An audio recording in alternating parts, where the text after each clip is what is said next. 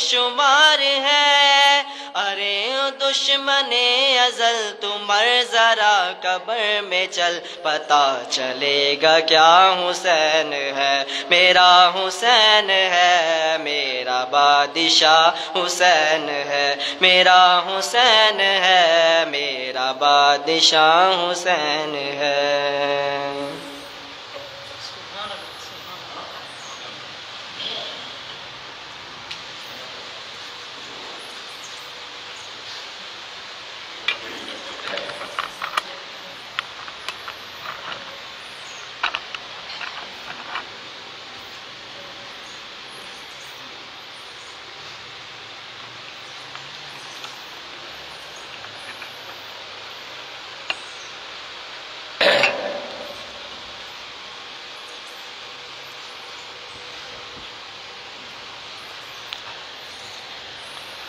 الحمدللہ رب العالمین والصلاة والسلام علی سید الانبیاء والمرسلین، اما بعد فاعوذ باللہ من الشیطان الرجیم، بسم اللہ الرحمن الرحیم۔ فقل تعالوا ندعو ابناءنا وابناءکم ونساءنا ونساءکم وانفسنا وانفسکم ثم نبتہل فنجعل لعنت اللہ علی الکاذبین۔ آمنت باللہ صدق اللہ العلی العظیم وصدق رسولہ النبی الکریم الرؤوف الرحیم، ونحن علی ذلک لمن الشاہدین والشاکرین، والحمدللہ رب العالمین۔ قال اللہ تبارک و تعالی فی شان حبیبہ صلی اللہ تعالی علیہ وآلہ وسلم مخبرا وآمرا، ان اللہ وملائکتہ یصلون علی النبی یا ایہا الذین آمنوا صلوا علیہ وسلموا تسلیما۔ درود پاک بآواز بلند، الصلاۃ والسلام علیک یا سیدی یا رسول اللہ وعلى آلك وصحابك يا حبيب الله، الصلاة والسلام عليك يا سيدي يا نبي الله وعلى آلك وصحابك يا نور الله، الصلاة والسلام عليك يا رحمة للعالمين وعلى آلك وصحابك يا خاتم النبيين۔ حضور نبی کریم رؤوف الرحیم صلی اللہ تعالیٰ علیہ وآلہ وسلم نے ارشاد فرمایا، کل بروز قیامت تین بندے عرش کے سائے میں ہوں گے۔ نمبر ایک، جو میرے کسی امتی کی پریشانی کو دور کرے۔ دوسرا، میری سنت پر عمل کرنے والا، میری سنت پہ چلنے والا، میری سنت کو زندہ کرنے والا۔ اور حضور نبی کریم رؤوف الرحیم صلی اللہ تعالیٰ علیہ وآلہ وسلم ارشاد فرماتے ہیں، جو بندہ فساد امت کے وقت جب لوگ سنتوں کو چھوڑ چکے ہو، اس وقت جو میری کسی ایک سنت پہ عمل کرے گا، اللہ تبارک و تعالیٰ اسے 100 شہیدوں کا ثواب عطا فرمائے گا۔ اور ایک شہید کے بارے میں آتا ہے کہ اللہ فرماتا ہے کہ شہید کو مردہ کہنا بھی نہیں ہے، اور شہید کو مردہ گمان بھی نہیں کرنا۔ وَلَا تَحْسَبَنَّ الَّذِينَ قُتِلُوا فِي سَبِيلِ اللَّهِ أَمْوَاتٌ، ان کو مردہ گمان بھی نہیں کرنا۔ یہ تو ایک شہید کی شان ہے، اور جس کو 100 شہیدوں کا ثواب ملے اس کا کیا مقام ہوگا۔ تو فرمایا جو میری سنت پہ چلنے والا ہے، میری سنت پر عمل کرنے والا ہے، کل بروز قیامت اسے عرش کا سایہ نصیب ہوگا۔ تیسرا فرمایا وہ خوش نصیب بھی عرش کے سائے میں ہوگا جو دنیا میں مجھ پر کثرت کے ساتھ درود و سلام پڑھتا ہوگا۔ اللہ تبارک و تعالی ہمیں کثرت کے ساتھ درود و سلام پڑھنے کی توفیق عطا فرمائے۔ آج 9 محرم الحرام 1445 ہجری ہے اور کل یوم عاشور ہے، اور اس ماہ مقدس میں اہل بیت کا خاص طور پر ذکر کیا جاتا ہے، تو اسی مناسبت سے سورۃ آل عمران کی آیت نمبر 61 تلاوت کی ہے، جس میں اللہ تبارک و تعالی ارشاد فرماتا ہے فَقُلْ تَعَالَوْا نَدْعُ أَبْنَاءَنَا وَأَبْنَاءَكُمْ وَنِسَاءَنَا وَنِسَاءَكُمْ وَأَنفُسَنَا وَأَنفُسَكُمْ ثُمَّ نَبْتَهِلْ فَنَجْعَلْ لَعْنَتَ اللَّهِ عَلَى الْكَاذِبِينَ۔ تو ان سے فرما دو آؤ ہم تم بلائیں اپنے بیٹے اور تمہارے بیٹے اور اپنی عورتیں اور تمہاری عورتیں اور اپنی جانیں اور تمہاری جانیں، پھر مباہلہ کریں تو جھوٹوں پر اللہ کی لعنت ڈالیں۔ اس کا شان نزول کچھ اس طرح سے ہے کہ سن 10 ہجری میں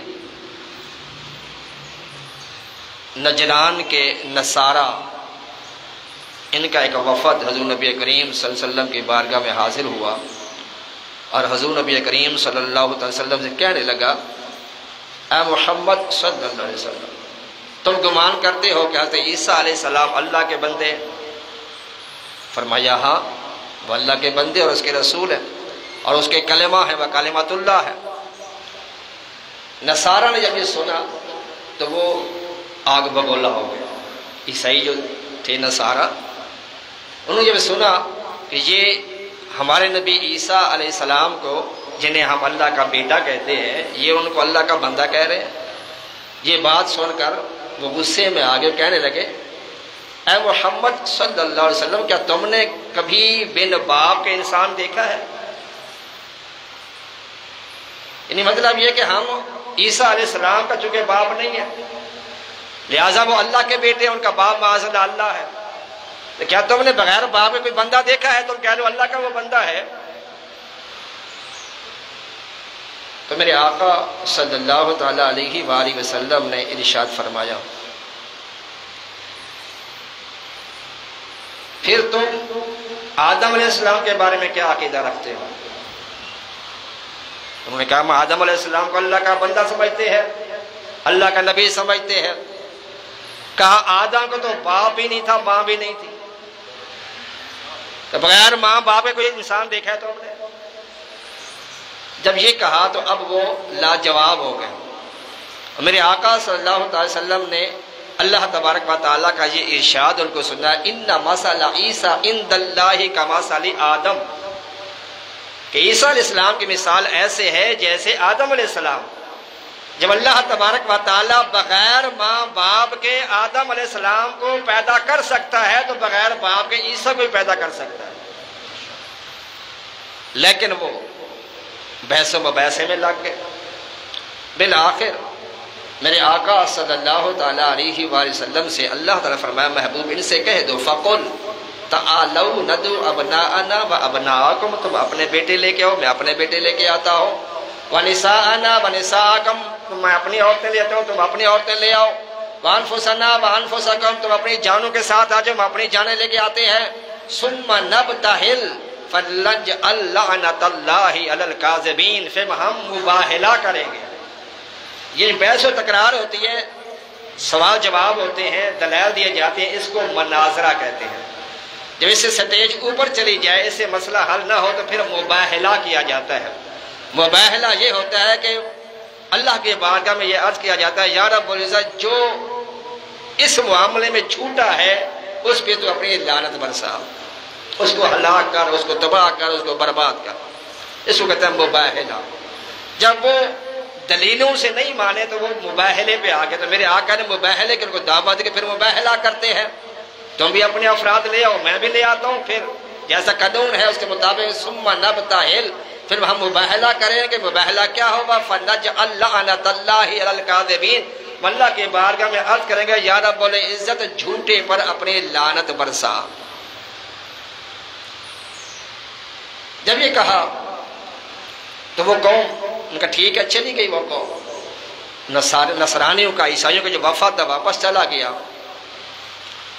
اور وقت مقررہ پر وہ قوم جو اپنے بڑے بڑے علماء کو، بڑے بڑے لوگوں کو جن کو وہ پہنچا ہوا سمجھتے تھے ان کو لے کے آئے، اور ادھر حضور نبی کریم صلی اللہ تعالی علیہ وآلہ وسلم اس طرح گھر سے باہر تشریف لائے کہ آپ کی گود میں امام حسین اور امام حسن نے آپ کا دایاں ہاتھ تھاما ہوا ہے، حضرت علی بی بی فاطمہ سرکار کے پیچھے پیچھے چل رہے ہیں، اور ادھر سے وہ قوم آ رہی ہے، ادھر سے یہ پنجتن پاک جا رہے ہیں۔ سبحان اللہ۔ جب اس قوم کے سب سے بڑے راہب پادری نے دیکھا، بڑے عبادت گزار نے اس کے دیکھا، اس نے اپنی قوم سے کہا اے میری قوم، یہ جو سامنے ہستیاں آ رہی ہیں میں ایسے چہرے دیکھ رہا ہوں کہ اگر یہ پہاڑوں کے یہ چھوٹے چھوٹے جو ننھے منھے بچے ان کے ساتھ آ رہے ہیں، جو ایک سیدھے ہاتھ پہ تھاما ہوا ہے اور ایک گود میں ہے، یعنی امام حسن امام حسین کے بارے میں اس نے کہا کہ ان بچوں کے اوپر میں دیکھ رہا ہوں نورانیت کا ایسا عالم ہے کہ اگر یہ بچے پہاڑوں کو کہیں کہ پہاڑ اپنے راستے سے ہٹ جاؤ تو یہ پہاڑ بھی اپنے راستے سے ہٹ جائیں گے، لہٰذا میری مانو تو ان ہستیوں سے مباہلہ نہ کرو، نہیں تو تم تباہ و برباد ہو جاؤ گے۔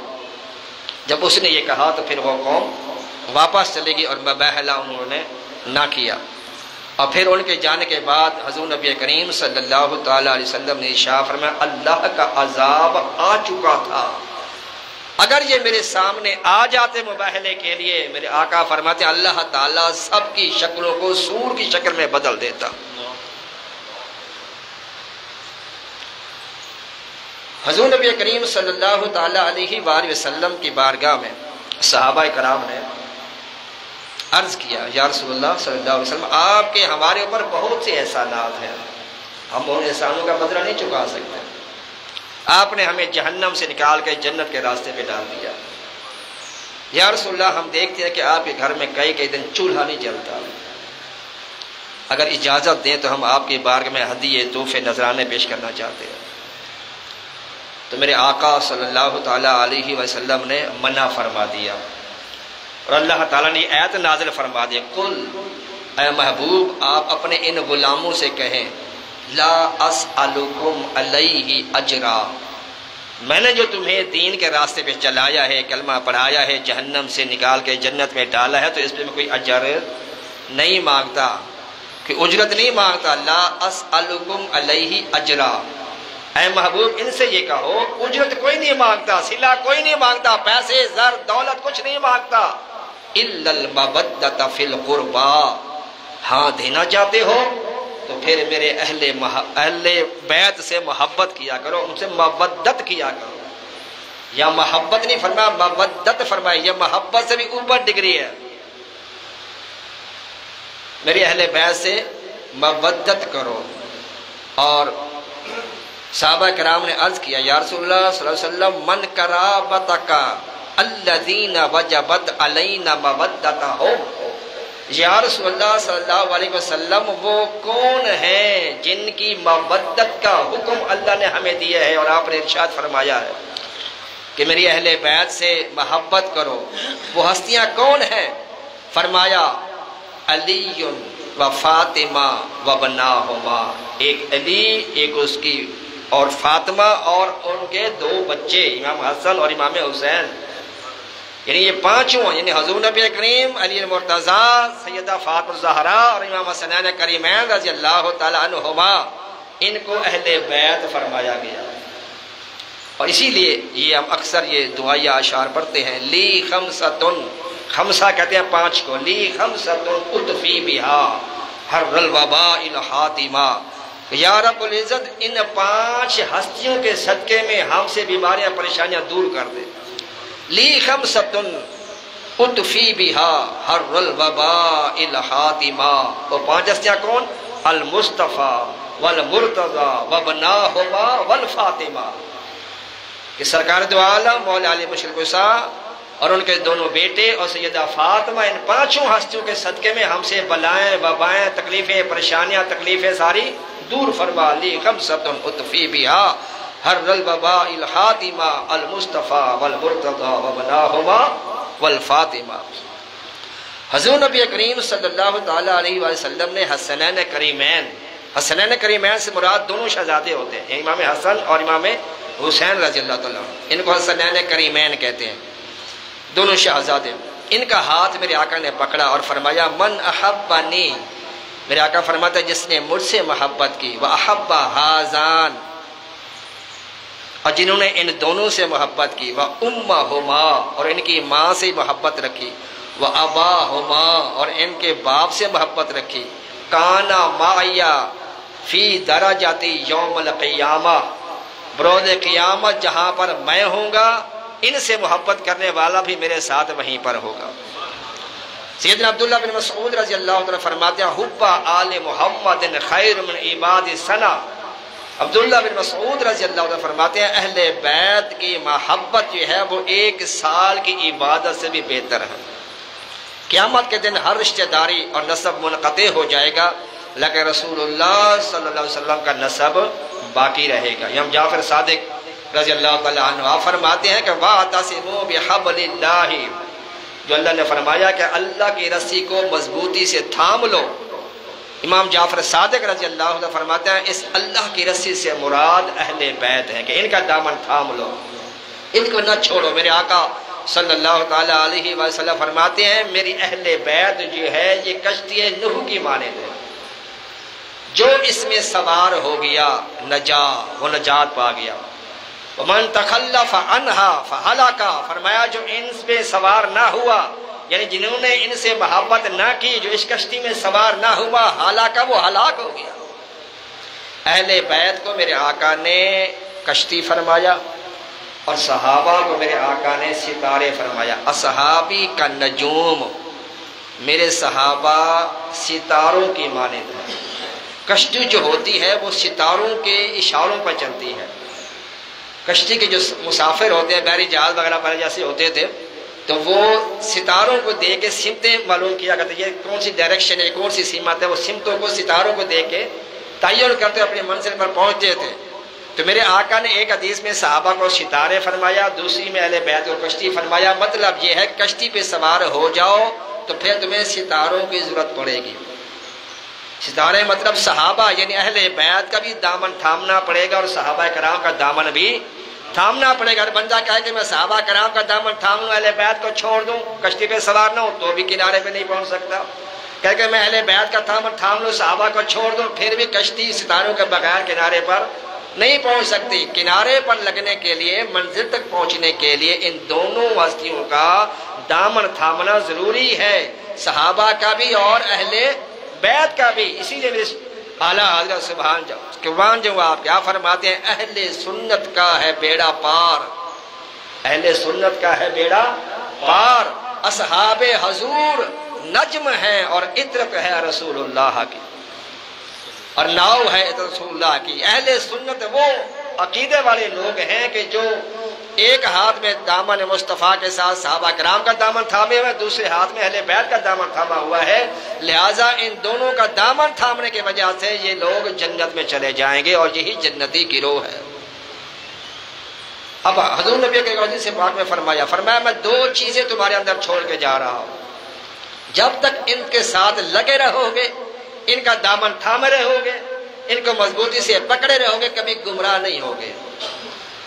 ایک فرمایا میری اہل بیت اطرتی، ایک میری اہل بیت، اور دوسری فرمایا کتاب اللہ اور دوسری قرآن کریم، یعنی 2 چیزیں تم میں چھوڑے جا رہا ہوں، جب تک ان کا دامن تھام کے رکھو گے کبھی گمراہ نہیں ہوگے۔ اب یہاں پر کچھ لوگ جو صحابہ کو نہیں مانتے، ان کی عقیدت ان کے دل میں نہیں ہے، وہ کہتے ہیں دیکھو جو حضور پاک نے کہہ دیا صحابہ کو علیحدہ کر دیا، ان کا تو ذکر ہی نہیں ہے۔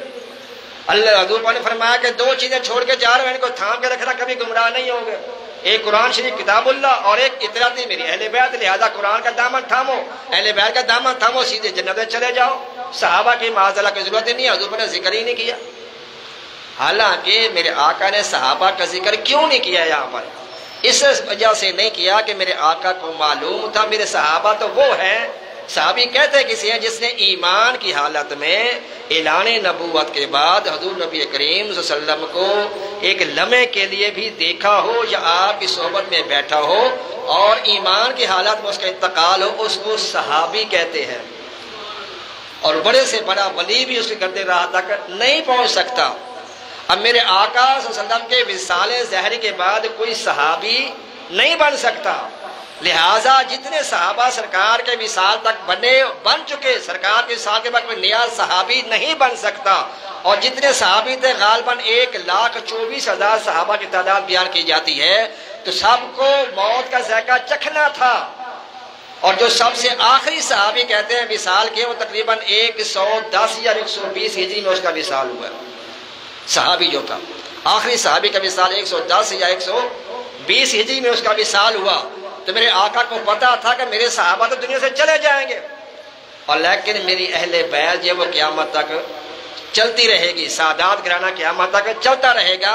اسی لیے میرے آقا نے صحابہ کا ذکر نہیں کیا بلکہ اہل بیت کا ذکر کیا، تاکہ قیامت تک میرے یہ سادات جو ہیں، میرے سیدزادے جو ہیں، یہ میری اولاد قیامت تک نسل چلتی رہے گی، لہٰذا اس کا دامن بھی تھامنا ضروری ہوگا۔ اس لیے آپ نے اہل بیت کا ذکر فرمایا۔ میرے آقا صلی اللہ تعالی وسلم فرماتا ہے کوئی بندہ خانہ کعبہ کے پاس نوافل پڑھتا رہے اور ساری رات قیام کرے، دن بھر روزہ رکھے، اور کئی سال تک، ایک روایت میں 80 برس تک وہ اللہ کی اسی طرح عبادت کرے، ساری رات عبادت کرے، دن کو روزہ دار رہے، اور 80 سال وہ اس طرح کرتا رہے، لیکن اس کے دل میں اگر میرے اہل بیت کے بارے میں کوئی بغض ہوگا، کوئی عداوت ہوگی، میرے آقا فرماتے ہیں ساری عبادتیں، ریاضتیں، روزے سارے اس کے منہ پہ مار دیے جائیں۔ اور میرے آقا نے یہاں تک فرمایا مجھ پر کٹا ہوا درود نہ بھیجا کرو، دم کٹا ہوا درود مجھ تک نہ بھیجا کرو۔ آج کہ یا رسول اللہ دم کٹا درود پاک کیا ہوتا ہے؟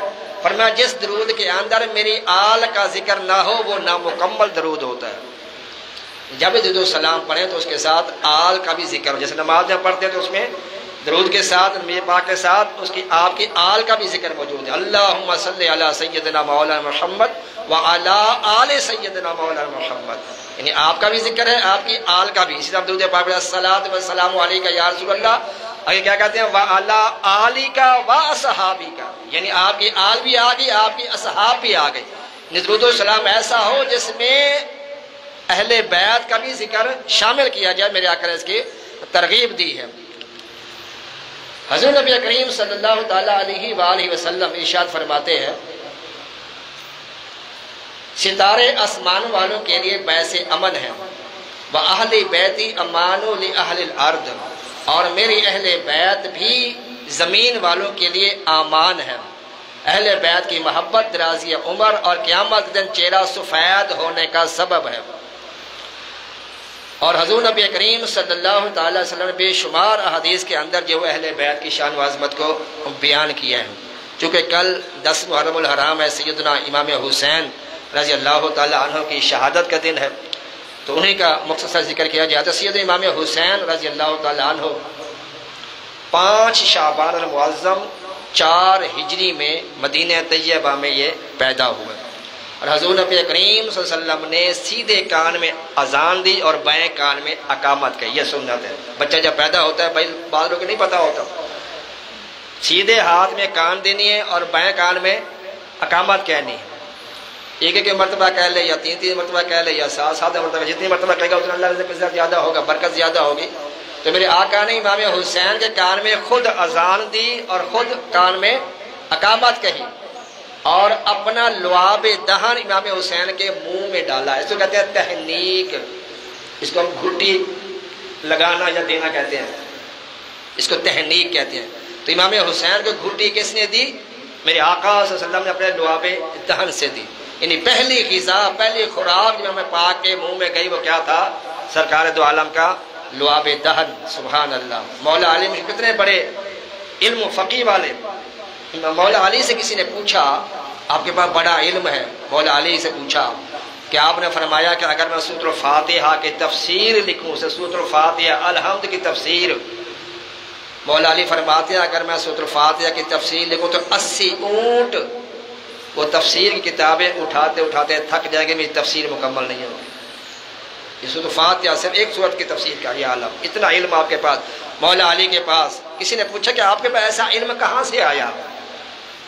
تو مولا علی فرماتے ہیں کہ جب سرکار دو عالم صلی اللہ علیہ وسلم کو قبر انور کے اندر رکھا گیا تو میں آپ کی قبر سے جب باہر نکلنے لگا تو میں نے دیکھا سرکار کی آنکھ مبارک پر پانی کا ایک قطرہ، غسل کا پانی کا ایک قطرہ موجود تھا، تو میں نے وہ قطرہ پی لیا تھا، تو اسی قطرے کی برکت سے اللہ نے مجھے اتنا علم عطا فرما دیا۔ وہ ایک قطرے کی برکت ہو، یہاں میرے آقا اپنا لعاب دان اس کو امام حسین کو عطا فرما رہے ہیں۔ اور پھر 7ویں دن میرے آقا نے جو ان کا نام حسین رکھا اور عقیقہ کیا۔ 7ویں دن عقیقہ کرنا یہ سنت ہے۔ میرے آقا صلی اللہ علیہ وسلم نے بھی اپنا عقیقہ فرمایا، آپ کے دادا جان سیدنا عبد المطلب نے بھی آپ عقیقہ کیا تھا، پھر میرے آقا نے اعلان نبوت کے بعد بھی اپنا عقیقہ فرمایا۔ یعنی اگر کوئی 7ویں دن نہیں کر سکا، سالوں سال گزر گئے، علماء فرماتے ہیں اس کا طریقہ یہ ہے کہ اس کو کم از کم وہ دن یاد ہونا چاہیے اس دن وہ پیدا ہوا بچہ۔ مثال کے اگر وہ بچہ بدھ کو پیدا ہوا تو اس کا 7واں دن منگل کا بنے گا، تو جب بھی منگل والے دن اس کا عقیقہ کرے گا تو وہ 7ویں دن ہی شمار ہوگا۔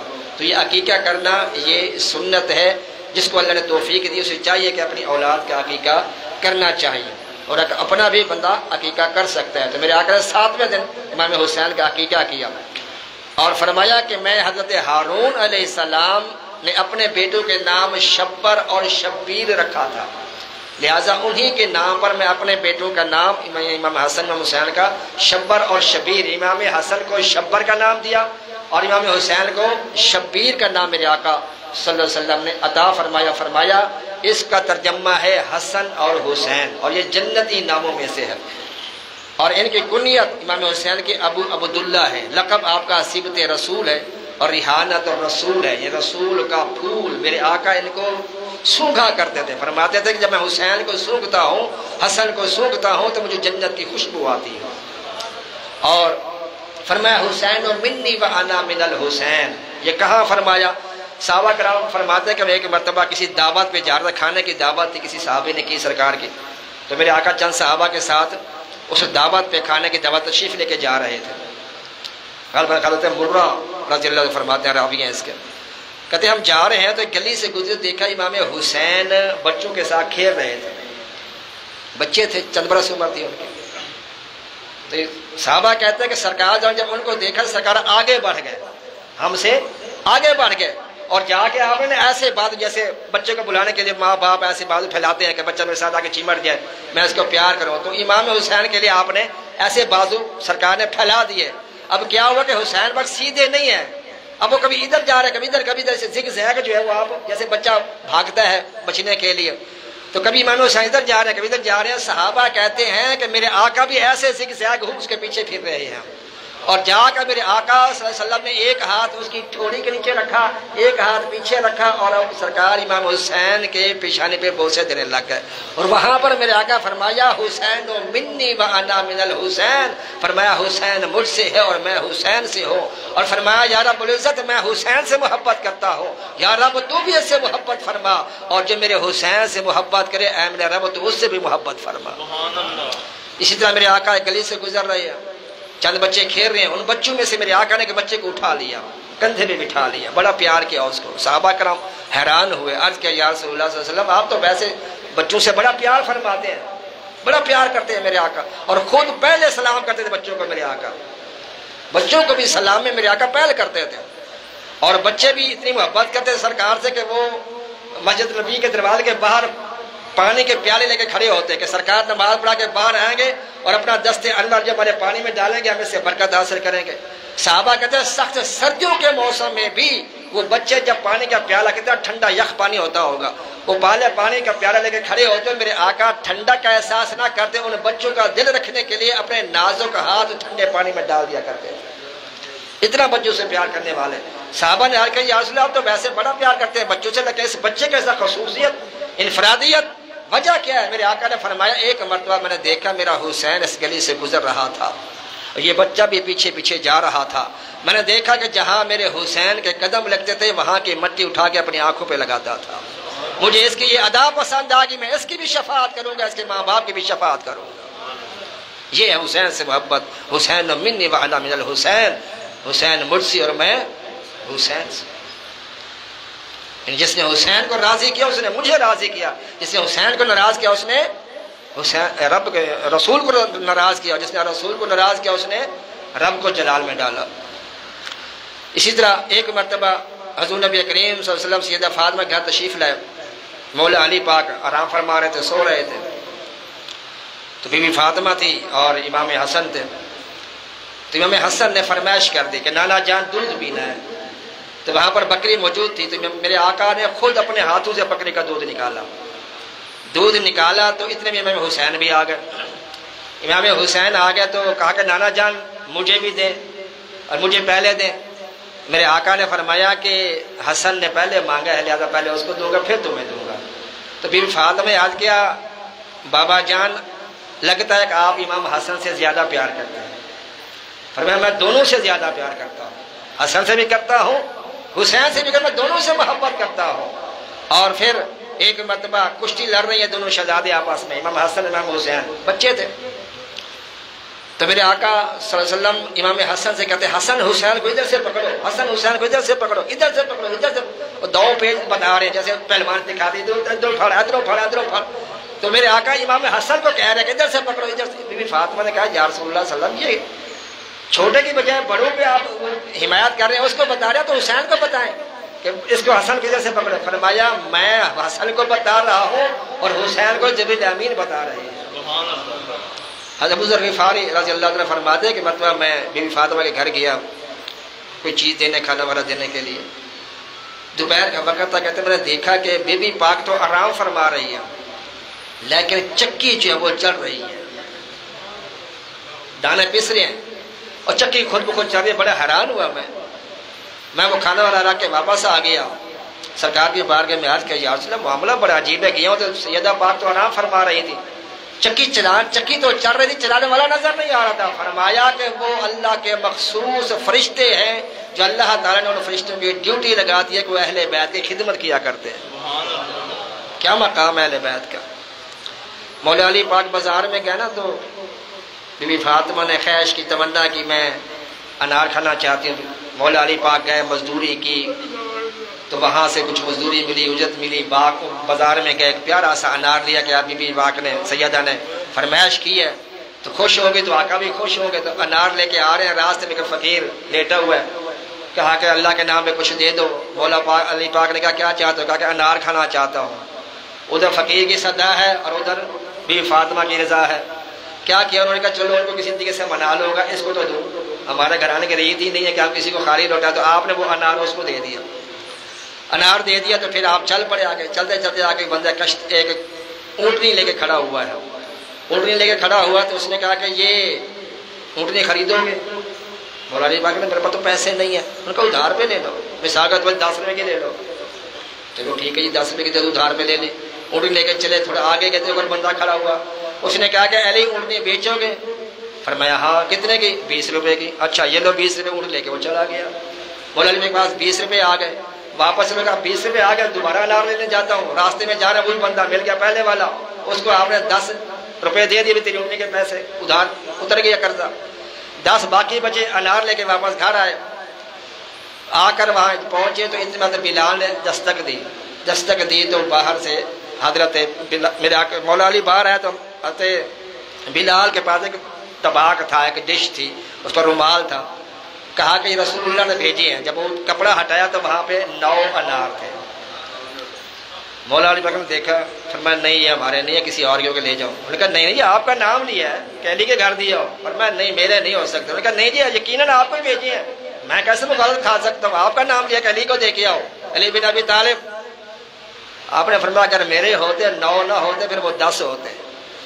کہا رسول اللہ نے 10 ہی دیے تھے، ایک میں نے امتحان لینے کے لیے جیب میں ڈال دیا تھا، یہ 10واں یہ موجود ہے۔